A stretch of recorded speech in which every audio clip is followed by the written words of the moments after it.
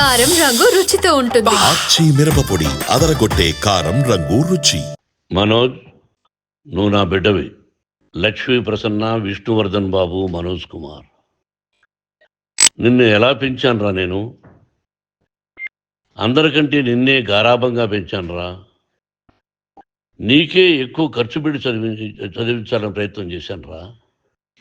నువ్వు ఏది అడిగినా నేను నీకు ఇచ్చానురా. కానీ ఈ రోజున నువ్వు చేస్తున్న పని బిడ్డల గుండెల మీద తంతారంటారే, అలా తన్నేవరా.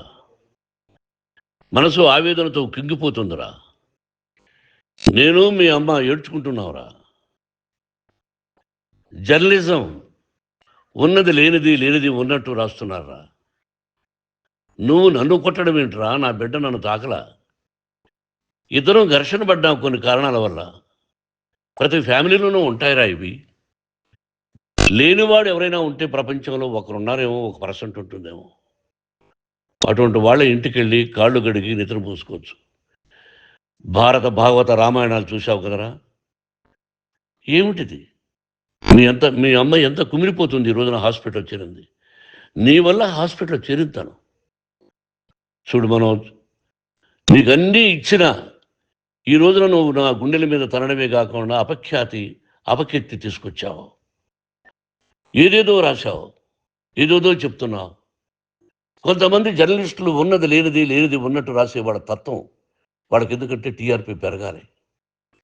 ఇది వాళ్ళ నైజం. మనం మార్చలేము. వాళ్ళందరి మీద మన కోర్టుకు వెళ్ళలేము. వాక్ స్వాతంత్రం అంటారు, ప్రజాస్వామ్యం అంటారు. ప్రజాస్వామ్యంలో కూడా కొన్ని హద్దులు ఉన్నాయి. ఇది నీకు తెలుసు అనుకున్నా. ఎంత మంచి నటుడివి నువ్వు. నీ భార్య మాటలు విని తాగుడికి అలవాటు పడిపోయావు. వింటున్నావా మనోజ్? ఎవరిని నమ్మాలో ఎవరిని నమ్మకూడదో పరిస్థితి తీసుకొచ్చావు. విద్యాలయాలు ఎంత గొప్పవిరా. మనం 25% కులమతాలకు అతీతంగా ఫ్రీ ఎడ్యుకేషన్ ఇస్తున్నాంరా.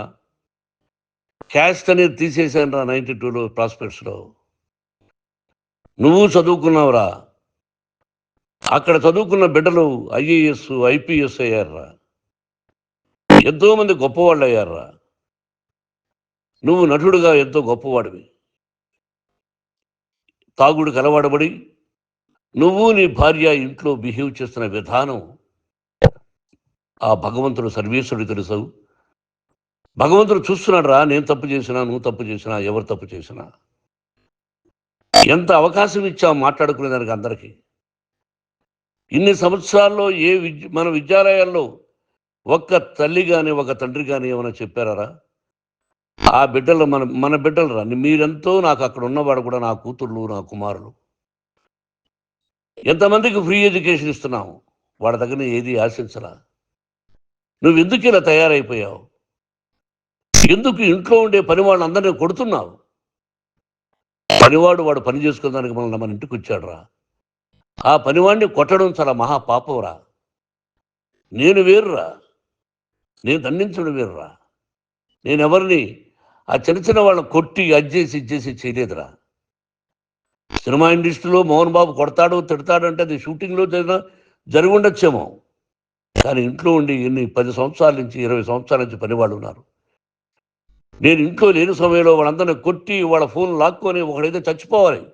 వాడు పోలీస్ కంప్లైంట్ ఇచ్చి ఉండొచ్చు. నేను వద్దు అని వాడిని బతిమాలాడు. పోలీస్ కంప్లైంట్ కూడా ఇవ్వలా.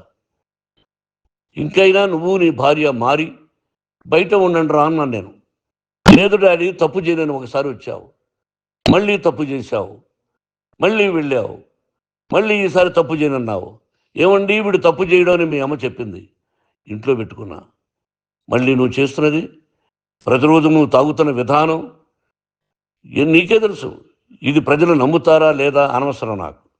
నేను నీకు చెప్తున్నా, ఇంతటితో పులి స్టాప్ పెట్టాలి. 3 రోజుల నుంచి రకరకాలుగా రాస్తున్నప్పుడు నా మనసు ఆవేదనతో ఉంది. మళ్ళీ చెప్తున్నా, Mohan Babu university is greater than temples. Greater than temples. బిడ్డలను కాలేజీలో చేర్చుకునే ముందు చెప్తారు, అన్నయ్య ఎంత ఉంది యూనివర్సిటీ రూల్స్, ఇది మా పద్ధతి, మీకు ఇష్టమైతే చేర్చండి. గవర్నమెంట్ బిడ్డల్ని గవర్నమెంట్ ఏమిస్తుందో ఇంత పర్సంటేజీ వాళ్ళకు కూడా మీ దగ్గర ఎందుకు డబ్బు తీసుకుంటున్నావు అంటే దానికి అర్థం పరమార్థం చెప్పాము. దొంగతనంగా తీసుకోలేదు, ప్రతి దానికి చెక్కులు ఉన్నాయి, అది అకౌంట్ ఉంది, దానిలో తప్పులు జరిగితే డిపార్ట్మెంట్ ఉంది, కాలేజీలో ఏదైనా తప్పు జరిగితే గవర్నమెంట్ ఉంది. ఇవన్నీ నీకు తెలుసు. ఈ రోజున ప్రపంచంలోనే నెంబర్ 1గా చేయాలని మీ అన్న కష్టపడి ఇతర దేశాల్లో నెంబర్ 1 యూనివర్సిటీ టైఅప్ చేశాడు. ఈ రోజు నువ్వు చేసిన విధానం ఏమిటి? నువ్వే ఒకప్పుడు నాకు ఇవి ఏమొద్దు నేను యాక్టింగ్ అన్నావు, ఈ రోజున ఏం చేస్తున్నావు? విద్యాలయాల మీద పడ్డావు. తల్లిదండ్రులు చాలా గొప్పవాళ్ళరా. కొంతమందికి డబ్బు కట్టలేకపోవచ్చు, కట్టని వాళ్ళకు కొంత సహాయం చేసావు, అంతా సహాయం చేయలేము. బ్యాంకుల్లో డబ్బు కట్టాలి, లెక్చరర్స్కి డబ్బులు ఇవ్వాలి, యూనివర్సిటీ బ్రహ్మాండంగా నడపాలంటే మంచి లెక్చరర్స్ కావాలి. ఇవన్నీ తెలిసి చేస్తున్నావురా 32-33 సంవత్సరాల నుంచి. అది పక్కన పెడితే అందరినీ కొట్టడానికి వస్తావు, మీ అన్నం తిడతావు.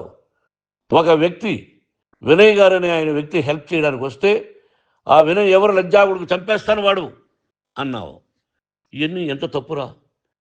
అంటే మీ నాన్నగారికి ఎవరు సహాయం చేయడానికి వస్తే వాళ్ళందరినీ లజ్జాగుడుకులు అంటావు, చంపేస్తానంటావు. మీ అన్నను చంపేస్తానన్నావు, చంపరా చూద్దాం మీ అన్న నేనే అన్నా, తాకరా నీ ధైర్యం ఉంటే అన్నా. ఎంతమందిని చంపాలనుకుంటున్నావు, ఎంతమందిని చేయాలనుకుంటున్నావు, నువ్వు ఏం సాధించాలనుకుంటున్నావు? ఆలోచించుకో. ఈ ఇంట్లోకి అడుగు పెట్టడానికి నీకు అధికారం లేదు. ఇది నా కష్టార్జితం. మా నాన్నగారు 10 రూపాయలు 10 పైసలు కూడా ఇవ్వలేదురా, మంచి జన్మనిచ్చాడు మా నాన్నగారు. మద్రాసుకు వెళ్ళి వీధుల్లో అడుగు తిన్నాను రా, ఒక పూట కూడా భోజనం లేకుండా అడుగు తిన్నాను రా. న్యాయంగా మోహన్ బాబు తిడతాడు కొడతాడంటారు కానీ మోసగడనం లేదురా. నీట్ పార్లమెంటేరియన్గా బయట వచ్చాను రా. నువ్వు నా పరువు ప్రఖ్యాతులు మంట కలిపావు. ఏమిటి నేను చేసిన అన్యాయం? నీకు జన్మనిచ్చాను, అదా నేను చేసిన పాపం. అందుకే ఇది నా ఇల్లు అన్నావు. నువ్వు నీ ఇల్లు కాదు, నీ కష్టార్జితంతో నువ్వు సంపాదించుకున్న ఇల్లు నీది. ఇది నా డబ్బు, నా కష్టార్జితం. నా కష్టార్జితంలో నేను పిలిస్తేనే మీరు ఇంట్లోకి రావాలి. అటువంటిది పోగొట్టుకున్నావు నువ్వు. ఆస్తులు అంటావా, ముగ్గురికి సమానంగా రాయాలా లేదా అది నా ఇష్టం. ఆస్తులు ఇస్తానా, లేకపోతే గంగపాలు చేస్తానా, లేకపోతే ఎవరికైనా దానధర్మాలు చేస్తానా, అది నాకు సంబంధించిందిరా, నా కష్టార్జితం రా. మీరు చేస్తున్న విధానం గుణగణాలు కావాలరా. మందు తాగచ్చురా, ఎంత తాగాలి? నేను కూడా 1 or 2 పెగ్స్ తీసుకుంటా. ఇది తప్పు కాదు, జనానికి తెలియాలి, నా డబ్బు ఇది. ఏ తాగి ఎవరిని కొట్లా, తాగి నేను తింటున్నా, అది ప్రజలకు అక్కర్లా. నేను తప్పు చేస్తేనే ప్రజలకు కావాలా. ఇవన్నీ ఉన్నాయిరా, ఇవన్నీ తెలుసుకో. జర్నలిస్ట్ సోదరులారా, మీకు నా గతాన్ని తెలుసు, నా భవిష్యత్తు, నేను ఎక్కడి నుంచి వచ్చాను కూడా మీకు తెలుసు. ఈ రోజున మీరు రాస్తున్న విధానం, నా బిడ్డ నన్ను కొట్టాడన్నారు, ఎంత తప్పు. ఈ రోజున నా బిడ్డ మీద కోపంతో అవును చెప్పచ్చు, కాదు, వాడు నా మీద చెయ్యెత్తలేదు. నేను ఘర్షణ పడ్డాం, ఘర్షణ వేరు, కొట్టుకోవడం వేరు. గాయాలతో హాస్పిటల్కి వచ్చి కుంటుకుంటుగా నడిచాడు. మళ్ళీ ఏమని పోలీస్ స్టేషన్కి వెళ్ళి చెప్పాడు. ఎవరో 2 ఉన్నారు, వాళ్ళిద్దరూ నా మీద దాడి చేశారన్నాడు. నా ఇంట్లో పనిచేస్తున్న వ్యక్తుల గురించి పోలీస్ స్టేషన్కి వెళ్ళి చెప్పవలసిన అవసరం అతనికి లేదు, హక్కు లేదు. పోలీస్ డిపార్ట్మెంట్ కూడా తెలుసుకోవాల్సిన విషయం. నా ఇంట్లో ఉండే వర్కర్స్ మీద నేను కంప్లైంట్ ఇవ్వాలి. నువ్వు పర్మిషన్ లేకుండా నా ఇంట్లోకి నువ్వు చొరబడి ఇల్లు నాదంటూ ఇంట్లో పనిచేస్తున్న వర్కర్స్ మీద కంప్లైంట్ ఇచ్చావు. అది ఎంతవరకు పోలీసు న్యాయమో రూల్సో చూద్దాం.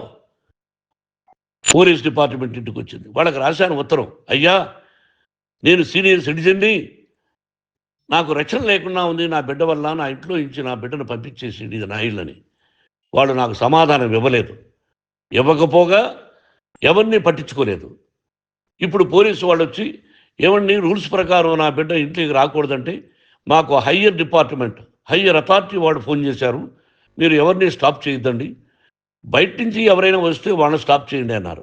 2 రోజుల నుంచి 10 మంది 20 మంది వస్తున్నారు. వాళ్ళు అలా చూస్తూ నిలబడ్డారు, వాళ్ళు ఫోటోలు తీసుకున్నారు, వాళ్ళ మీద మళ్ళీ వదిలేస్తున్నారు. ఎవరిని నిందించాలి? But I give respect to the police department. వాళ్ళకి ఎవరు ఏ అధికారి ఫోన్ చేశాడో, ఆ అధికారికి ఏ పొలిటీషియన్ చేశాడో అది వాళ్ళకే వదిలేస్తున్నా. కాబట్టి వాళ్ళు పోలీస్ కంప్లైంట్ ఇచ్చినా కూడా మేము సంబంధం లేదని అంటున్నారు కాబట్టి నేను నా బిడ్డను నిన్ను నాపు చేస్తున్నా. నువ్వు ఇంట్లోకి వచ్చే అధికారం నీకు లేదు. నువ్వు వచ్చి నీ బిడ్డను తీసుకెళ్ళు. సంతోషం, నువ్వు రాలేదు, నీ బిడ్డను జాగ్రత్తగానే చూసుకుంటావు. Take care your daughter, that's all. మీ అమ్మ హాస్పిటల్లో అడ్మిట్ అయింది. రేపో ఎల్లుండో మీ అమ్మను పిలిపించి బాగైన తర్వాత ఇదిగో నువ్వు నీ కొడుకు బిడ్డను తీసుకెళ్ళి వాడికి అప్పచెప్పని చెప్తాను పోలీసు వాళ్ళ ఆధ్వర్యంలో. ఇది 100% జర్నలిస్టు సోదరులారా, పులి స్టాప్ పెట్టండి. మీకు కుటుంబాలు ఉన్నాయి, మీ యజమానులకు కుటుంబాలు ఉన్నాయి. మీ కుటుంబాల విషయాలు, మీ యజమానుల కుటుంబాల విషయాలు మేము ఎవరు జోక్యం కలుగు చేసుకోరా. మేము నటీనటులం. మాది తప్పుంటే నటుడుగా నన్ను ఫెయిల్యూర్ అని రాయండి, నా నటన బాగలేకపోతే రాయండి. బట్ ఇంటి లోపల సందులో నుంచి చూస్తూ తప్పు చేస్తున్నామని ఉన్నది లేనిది లేనిది ఉన్నట్టు రాయకండి. మీకు నా హృదయపూర్వక నమస్కారాలు. ఇన్ని రోజులు హృదయపూర్వకంగా ఎంకరేజ్మెంట్ చేశారు. ఆ ఎంకరేజ్మెంట్కు నమస్కారం చేసుకుంటూ I love you all. I love you police department. మీరు న్యాయంగా ధర్మంగా నడుచుకోండి, ఎవరికి తొత్తుల్లాగా ఉండొద్దండి అని మనవి చేసుకుంటూ నేను సెలవు తీసుకుంటాను. Thank you very much for all the journalist. ఇక్కడ పులి స్టాప్ పెట్టండి, పులి స్టాప్ పెట్టండి. Thank you very much.